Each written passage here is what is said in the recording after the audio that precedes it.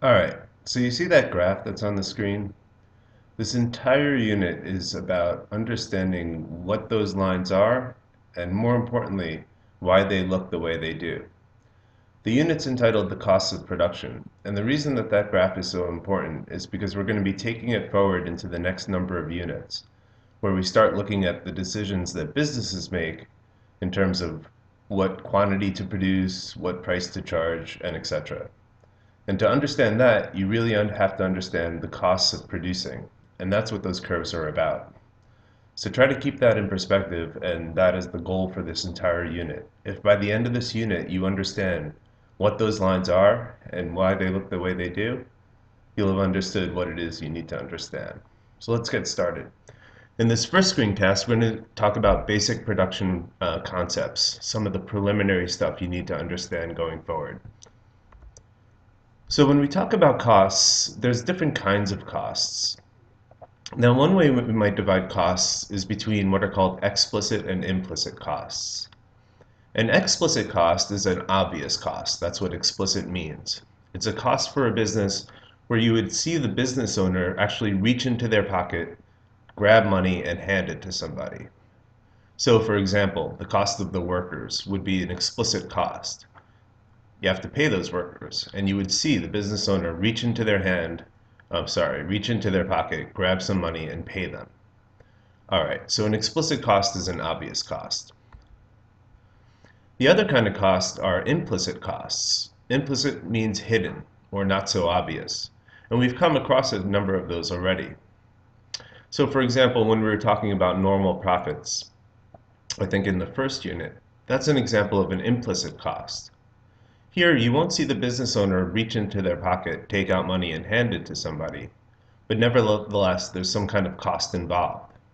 So for example, if I start a business, and to do that I quit my job as a teacher, I'm giving up my teacher's salary. That's an implicit cost, and that's a cost that also has to be factored into the costs of production. So to figure out total costs, we have to add up all the explicit costs and all the implicit costs involved in running a business. You'll remember that total revenue is equal to price times quantity. And you'll also remember that to figure out economic profit, we take total revenue, all of the money coming in, and we subtract from that total costs, including all of those implicit costs. Total costs being all of the opportunity costs, whether they're obvious or not, in running a business. As a result of the way that economists look at costs, they're going to see profits a little bit differently than an accountant might see profits. Because typically economists factor in all of those implicit costs, while accountants and others don't. So let's say we have a certain amount of total revenue from running a business. Let's say this much. And let's look at how an economist and an accountant would factor in costs to figure out profits. Both of them would count explicit costs, costs of workers, raw materials, rent, etc.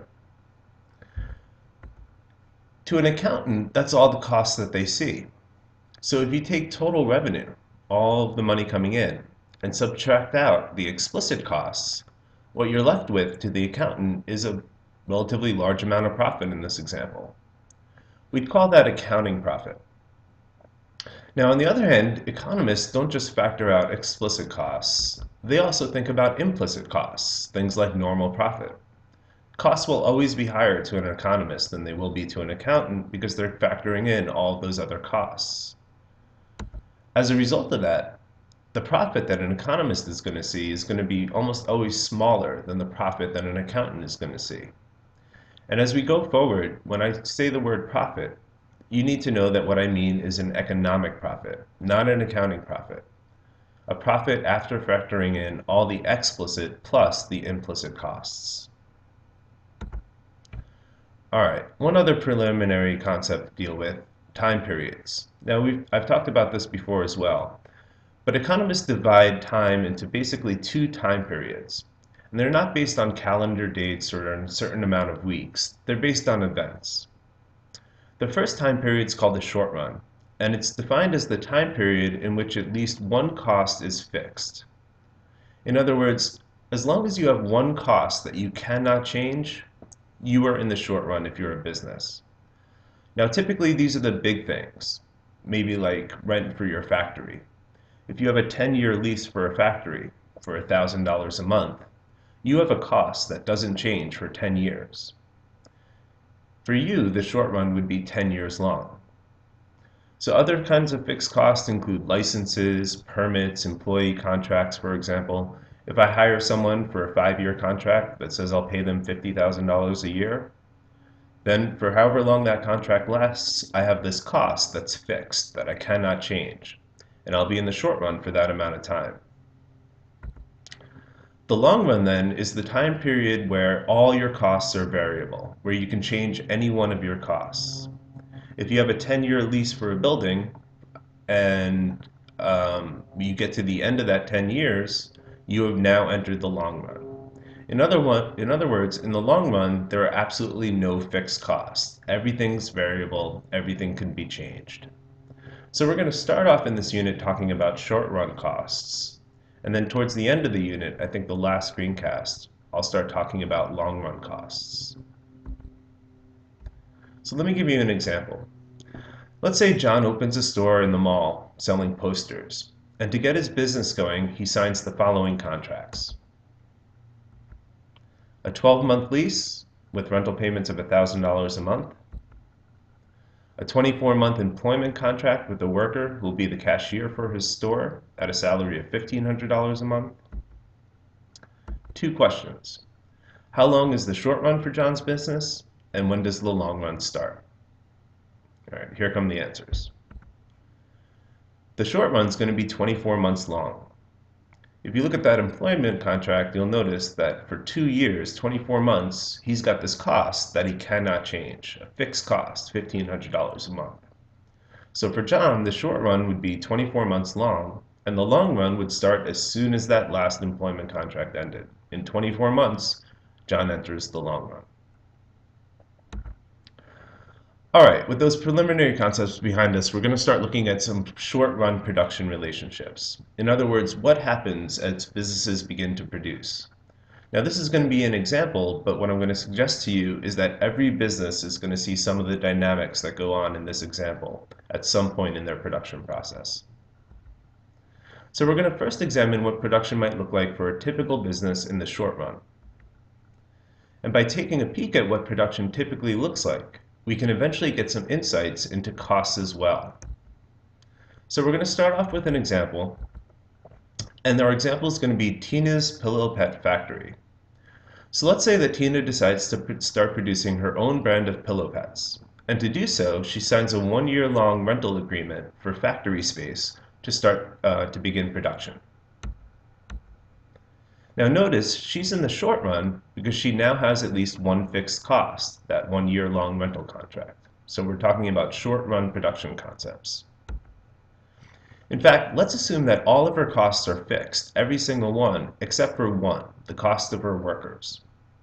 She can hire or fire workers at will, so these costs are variable. They can change at any moment.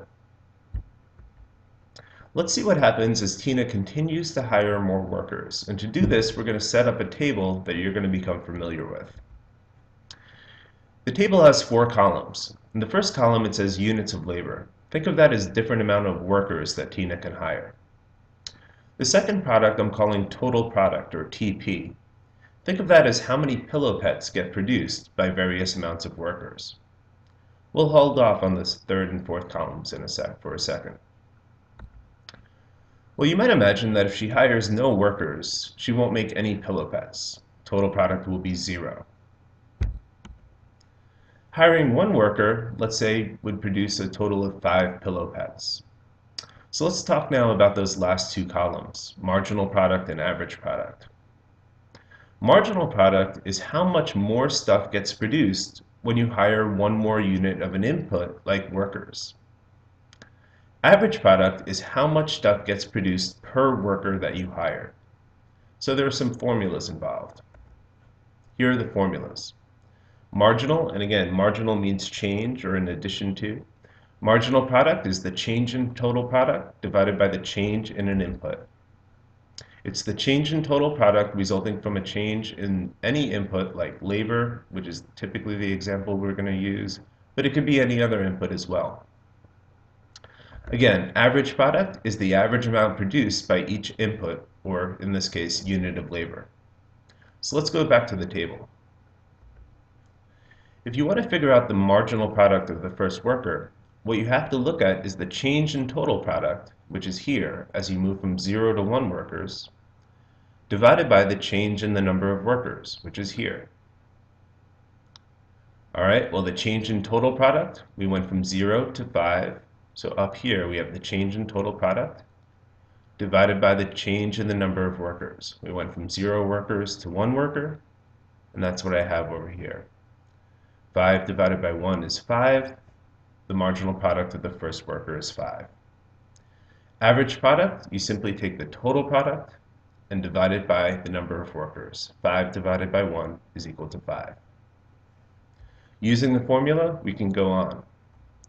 If the second worker, if 2 workers together would make a total product of 15 pilopets, the marginal product of that second worker would be 10. We're getting 10 more pilopets by adding 1 more worker. Average product would be 7.5. 15 pilopets divided by 2 workers is 7.5 pilopets per worker. So think of that 10 as how many more pilopets were produced by hiring that extra worker, and think of average product as how many pilopets you're making per worker. All right, see if you can figure this one out. If I tell you that the total product of 3 workers is 30, can you calculate marginal product and average product? You might want to pause the video for a second, see if you can do it, and see if you get the right answer. Okay, here it is. Did you get that? Awesome. All right, so we can continue going on like this. Notice what's going on with total product.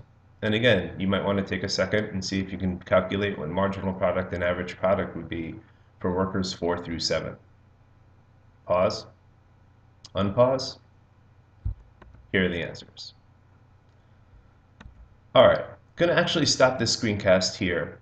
We're going to build off this little model in this example going forward, but I want you to get the basic concepts down. The difference between explicit and implicit costs, the difference between economic and accounting profit, the difference between the short run and the long run, how you calculate marginal product, and how you calculate average product. And I will see you next time. Oh no! Oh no! Oh no! Oh yeah!